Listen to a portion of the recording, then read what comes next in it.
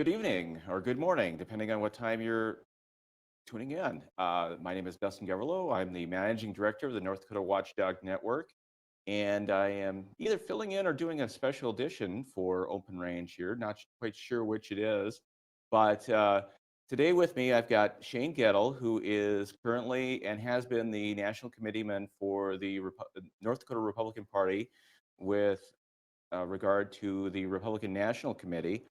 And his background is he was the commissioner of the Department of Commerce for the state of North Dakota for quite some time. And I will just let him introduce himself. Shane, how are you doing today? Doing just fine, Dustin. Thanks for having me on.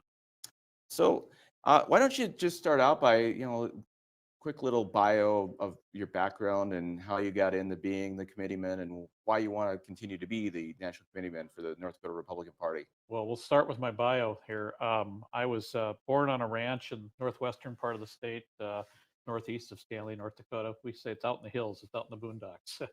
And oldest of five kids there. My parents ranched all their lives. My mother was a registered nurse, and I grew up in the '80s during the Reagan era, and that very much influenced my political leanings, my political philosophy was maturing. I was 11 years old when he was elected, and I was having my first year of college when he left office. So that was a very, a good period of time in my life in which he became a bit of a hero for me.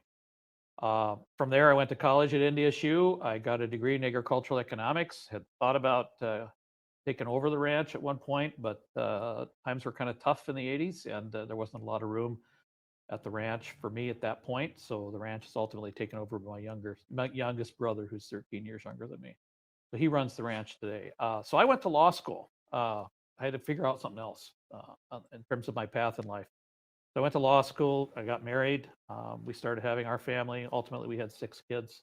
I came back and I practiced law in Minot. I was close to the ranch, so I was able to kind of keep a hand in it a little bit, and did that with my dad off and on through 2018, actually.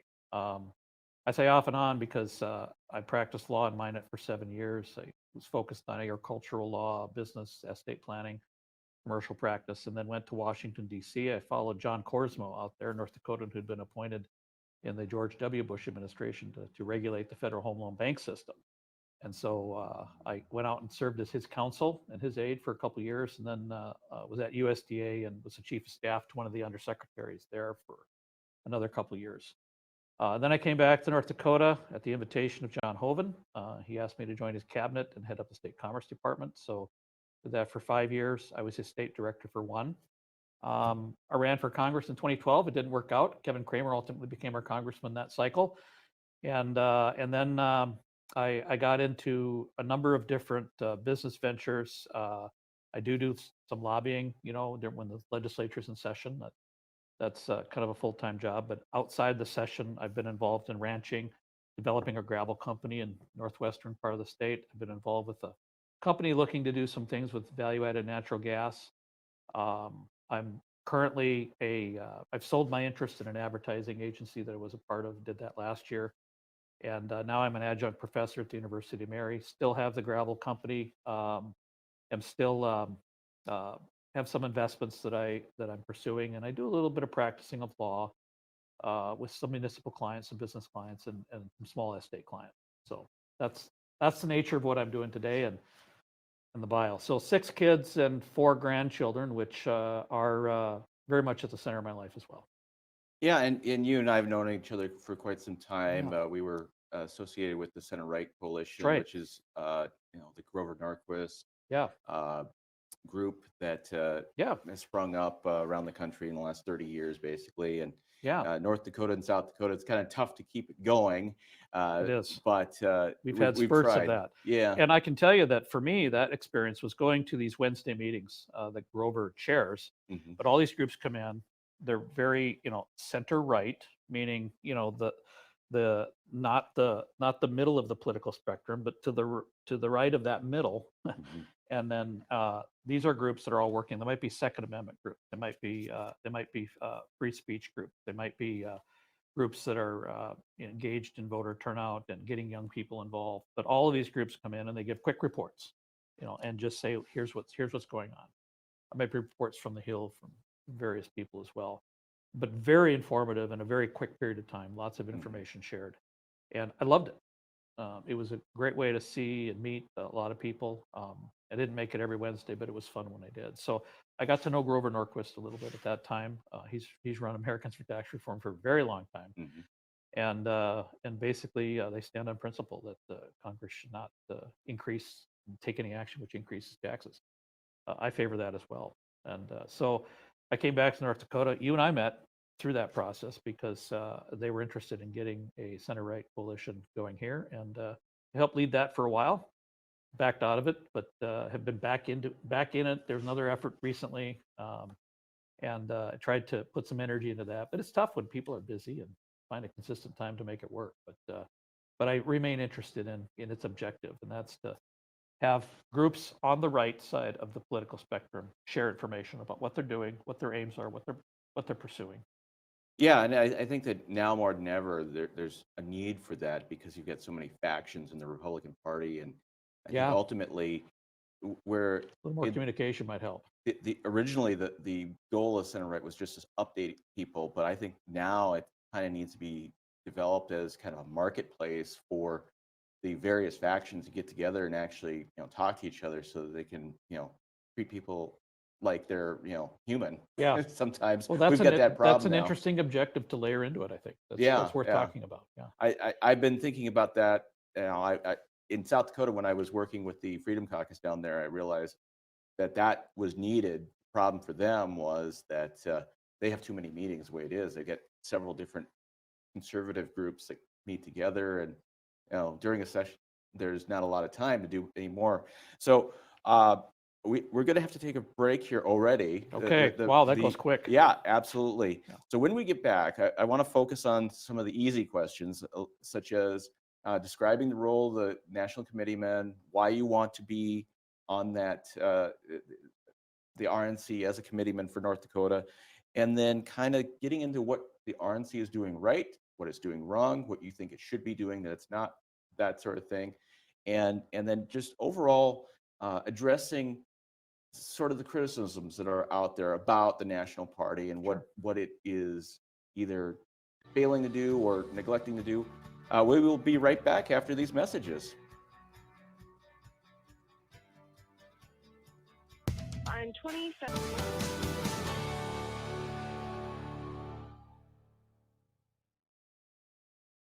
Oh, welcome back. I am Dustin Gawrylow, and I'm here with Shane Goettle, who is the Republican National Committeeman for North Dakota. And Shane, give us an idea of what the job of the committeeman is. Yeah. So the committeemen, the RNC is a group of 168 people. It's 3 from every state and territory. So you have a national committee man, a national committee woman, and the chair of our party. So in this case, it's Sandy Sanford, who's the chair of the party, Lori Hinz, who's our current national committee woman, and myself. We're elected at the state convention for a 4-year term, and then we represent our party at the national level. Now, at the national level, we don't meet that much as a group. It's 3 times a year. 2 of them are business meetings, and then the third is a training, and then sometimes we'll tack business into that meeting if it's necessary to address some things. But so most of the work that's done through the RNC is done through committee structure. We have Rules Committee, which I've served on and continue to serve on. We have, so for example, Resolutions Committee, which I've served on as well, and really enjoyed that. I'm currently on the Budget Committee for the party, and I'm also on the Committee on Arrangements for the National Convention. So those committee structures, there's other committees, there's a Faith Committee. We have committees that have, handle the debates and all those kind of things. So a lot of the work is done in the committee structure. And there's lots of opportunities to sort of gravitate to where you think your skills are. Some of the committees are appointed. Many of the ones I've served on are elected. So for example, I was elected by the Midwest region to serve on the Resolutions Committee. And I want to take some time to encourage people to just Google, RNC resolutions and take a look at them, because I think you'd be impressed how representative they are of the party and the positions that we've taken when we do meet. And I've had a hand in crafting those. And as I say, when I'm serving on committee, you get to vote on them twice. once in committee, you have to vote on each and every one of them singularly as well as on the floor. Everyone you see up posted on the website, I voted yes on. And I'm happy to defend my votes on all of those. They're well researched. The whereas clauses are thorough and thick, and they go through our comm shop, they go through the legal shop, and they go through the White House. And then I'm currently serving on the budget committee. So that's been about a year now that I've been on the budget committee. And it's been an interesting time to be on the budget committee because it's helped us to navigate where resources can be deployed. And there's a lot going on right now in that regard. So, Well, while we're talking about resolutions, one of the biggest things that splits the party is how to enforce the resolution. yeah. There's a faction of the party that believes that there should be an enforcement policy, and where that starts, whether Mhm. it's 70%, 80%, 90%, or the purists would say you got to follow it to the letter or else you're out. And what how do you approach that issue, and what do you think should be done to address the concerns, even if it's not fully what they want to be done? Let me break that out. At the national level, I can tell you what we do. Once the resolutions are passed, they're quite public. And we transmit those resolutions to the leadership in the two chambers, the Senate and the House, and as well as to the White House when we have the White House. And so we use those as communication tools to say, at least here's where the 168 people are that govern the party are part of that. The other thing that happens at convention is a platform is drafted for the party. There'll be a platform committee. They'll be drafting a platform for the party, which will stand for the next 4 years. So that's what happens at the national level. Here, we have a platform that is separate and apart from our resolutions process. So the state committee in North Dakota governs the platform. And I've been very involved with the platform. I'm proud of the platform that we have today. I think it's a solid platform. It's well written. I've shown it to my colleagues in other states, and they go, "Wow, can we borrow that?" I mean, I think it's well written and is a unifying principle for our Republicans in the state. Believe it or not, there was a time when I was in a district in which we tried to have all of our members sign this pledge, which were these platform planks. And there was a gentleman who came, pulled me aside and said, you should really think about this, because if you have people sign this, you're sort of making them acknowledge something they may not firmly believe in their heart. Mm-hmm. And he said, that's not really how you should think about governing the party. He said, he encouraged me to think about it like faith. You propose faith to people, you propose your ideas to people, you persuade them, because there'll be stronger adherence to those if you persuade them, as opposed to just making them sign something. And making them sign something might ultimately make it sort of meaningless if lots of people just sign it perfunctory to get on board. And I've thought about that a lot over the years, that the principles of our party are something that we constantly propose to people and persuade. And I've been around long enough where I've seen that happen, where people will ultimately change their mind if you engage them over time and engage them in arguments. I think strong people aren't afraid to change their mind on things. I've certainly changed my mind on things over the years. Some things I've become harder on, maybe some things I've become a little more practical about.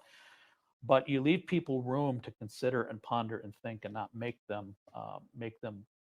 try to impose your will on them. And that's where I come out on it. I'm firm about, we communicate these firmly. We educate about them. We continue to propose these things and look for leaders who will try to put them into policy for us. And so I'm reluctant to say that we need to, have consequences if you don't follow these. I think we're better off having the incentive approach as opposed to the stick approach on those things. That's where I come out. And in the last, That doesn't mean I shy away from them. I embrace them. yeah, I like our platform. in the last two election cycles, we've seen local districts start using the censure process against legislators who they feel are not abiding enough by the platform. And that's always up to interpretation, because you've got one side who believes the platform is essentially the 10 Commandments. And I tell those folks that it's more like a buffet menu for, to market and get everybody in the door. And it might be probably somewhere in between, but the folks that that are concerned definitely are more into that. We've just got a few seconds here left in this Sure. segment. Real quick, why do you still want the job? Well, why I still want the job goes back to why I got involved in politics in the first place. I was inspired by Ronald Reagan. I've been involved as a district chair, regional chair in a couple different districts, actually in a couple different regions. I served as state party treasurer, now as national committeeman. I really believe in being involved and engaged. And I believe in the principles of the Republican Party. I believe in our platform. For me, it's about service. The most important things in my life are my faith and my family and my country. I like making money, but actually that's not what motivates me as much as these other things. And I just believe in giving back and being involved and making a contribution. And I believe firmly in this country. There's a lot of reasons behind that, but that's the bottom line for me. We've got to take another break here, and we will be right back after these messages with Shane Goettle. That trampoline in your back.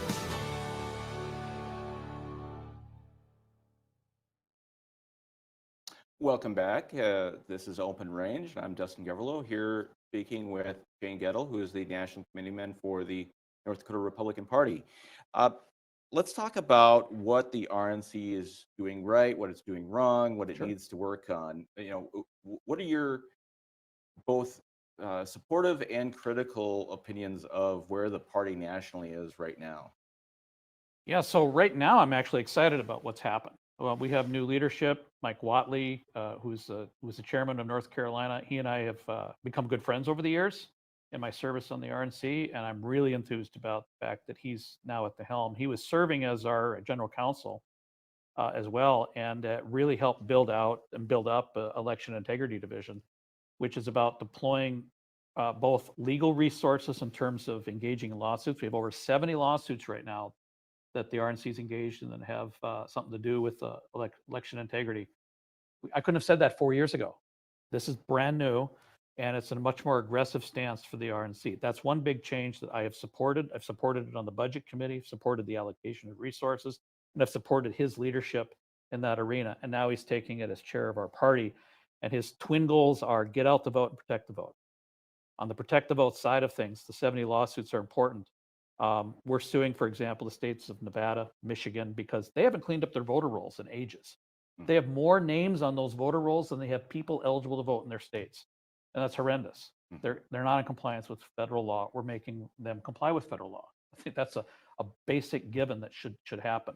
We've joined suits in Texas and Georgia to protect their newly enacted voter ID laws, make sure they stay on the books, that they're strong. I think we have a strong one in North Dakota.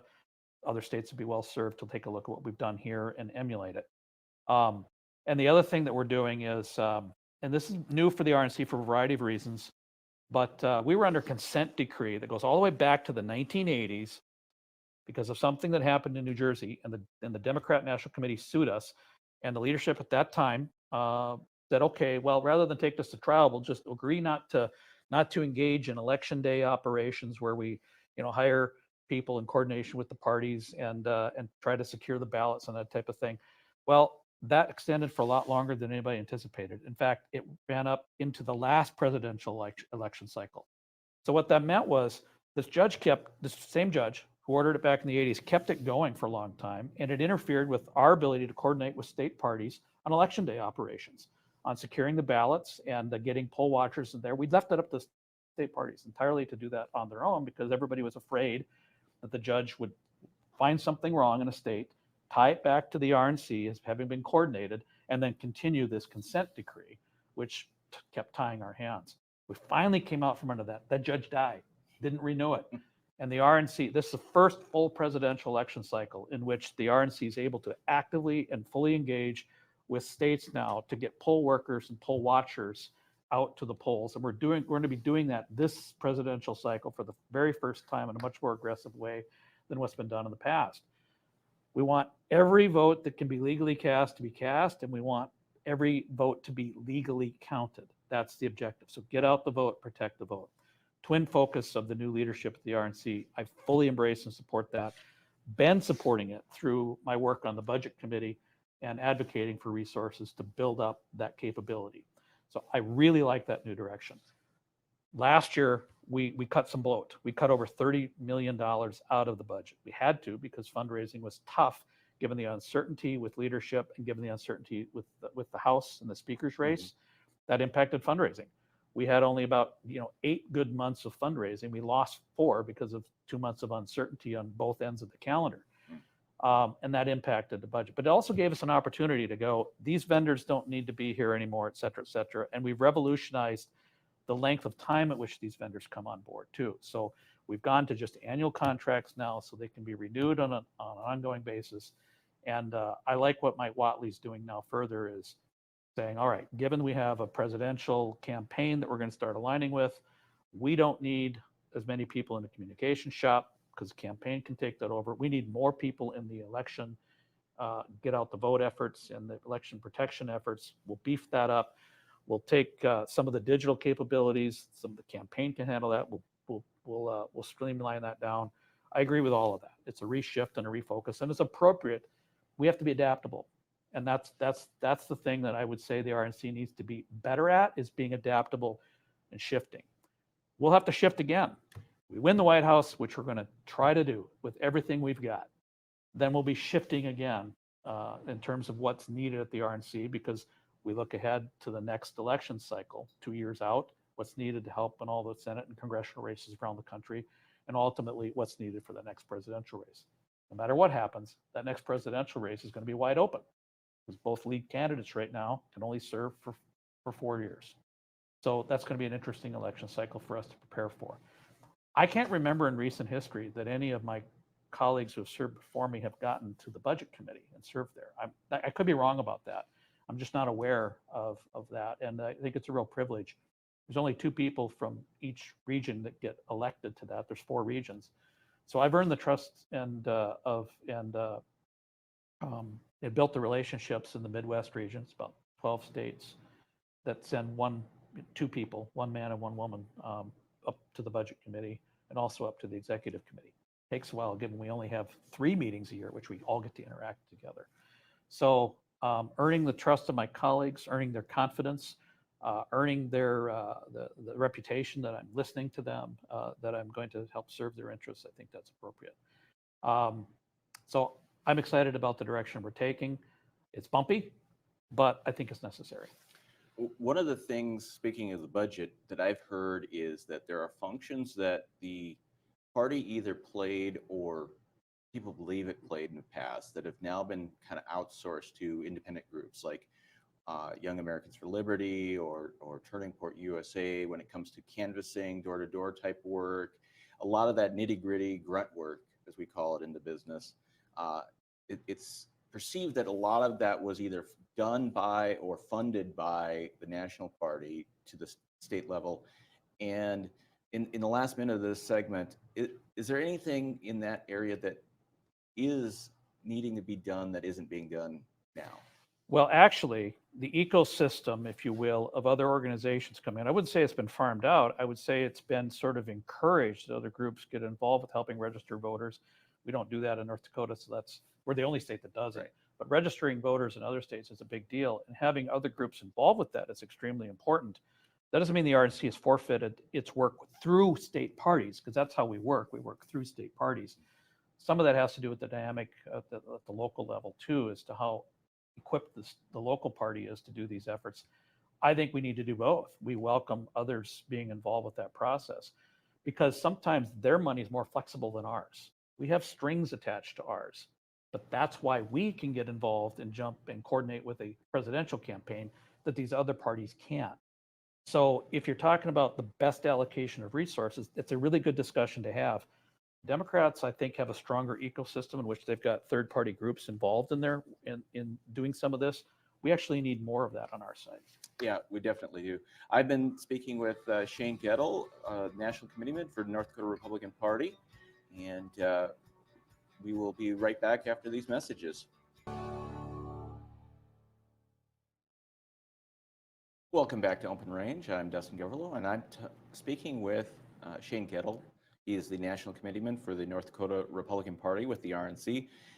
One of the biggest things, or if not the biggest thing, that is impacting the Republican Party nationally and at the state level is all the factions. And you've always had a case of conservatives not thinking the party is conservative enough. The word rhino has existed for 40 years, 50 years, if not longer. But now we've gotten into the point where we've really got 3 to 5 factions at any Depending given on how you time. cut it, yep. Yeah. When it comes to that issue and then how it ties into your role as national committeeman, what can and should be done to create some unity in the party so that the various factions and groups don't feel like the party is working against them, whether that is the insider group or the Trump group or those in the middle who are neither establishmentarian or Trumpian? Well, so first of all, it's not new to have cycles at which lots of new faces show up inside the party.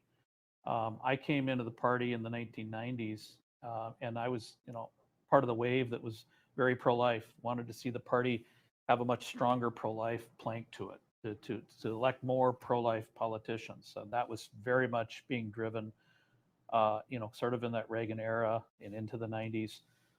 And then there were lots of new people that came into the party as a result of a strong governor's contest between Gary Lee and Gary Nelson and John Hoeven back in 2000. We saw another wave with the Tea Party coming in, who was reacting to Obamacare, reacting to Waters of the U.S., the overreach from Washington, and now another wave, I think, that's come in because they're largely motivated by the invasion of our lives that happened with COVID restrictions, and they're very concerned about education policy, and I share a number of these concerns. But it always brings in new people. And what I've observed over the years is if you have a lot of new people coming in, you need to have good rules and rules that people can follow and understand, and that they're fair. I think we struggle with the application of those rules out at the districts to be fair. I always try to be fair. No matter what stripe you are as a Republican, I'm a rules follower. I like rules. I like law and order. I'm a law and order Republican. And so for me, being able to welcome people in and teach them, coach them about the process is helpful. Because if you come in too fast and you take over the reins and you look around and you go, oh, now what do I do? That's not very helpful for the party either. It's helpful to sort of give people experience, let them see how things work, and then be able to learn to kind of work together. Communication's key. I've got out to all the districts that I could. The only ones I didn't get to is when I had RNC business that took me away, or there were competing districts, or other things. But I made it out to all the districts. I had a lot of conversations with people. There's a lot of new faces out there, and I had a lot of good conversations. I think that's what it takes to look past the labels and to actually talk about issues. And for me, I've always been the kind of person that says, all right, if you have some concerns, I've certainly been out there long enough for people to have some issues with maybe things that I've said or done, but I generally try to just sit down and go, tell me what your concerns are. Let's talk through them. And I think, I'm pretty candid.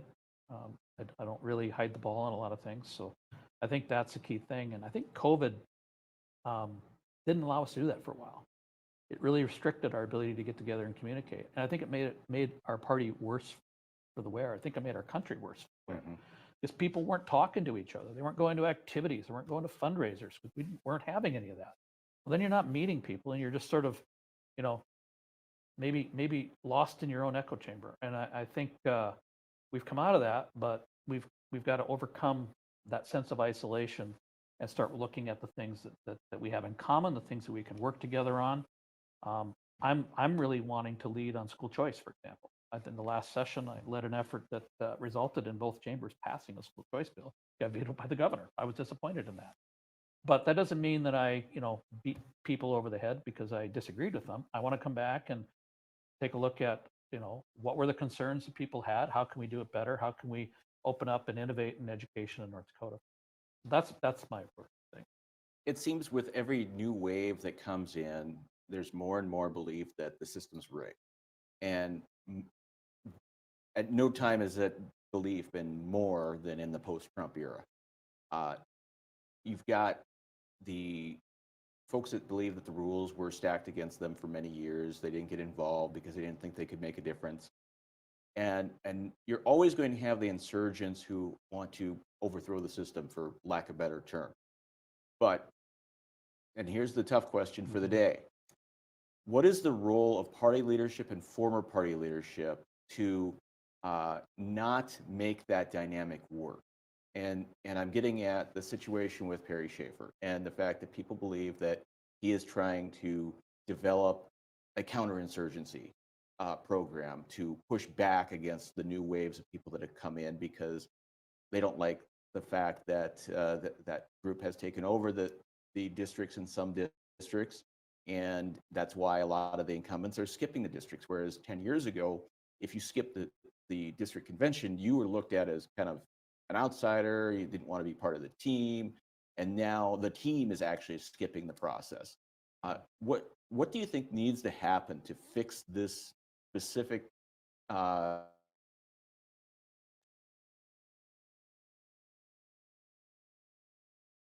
in North Dakota? Yeah, well, first of all, I did tell Perry once he was heading off in his direction, I said, I have duties to the party. I can't be involved with what you're doing. And so I've not been involved with what he's doing. I've followed it through the media like everybody else, but I have been very reluctant to engage him on that. It's not that I don't see him. We run in some of the same circles. So, but I'm not involved with his effort and what he's doing.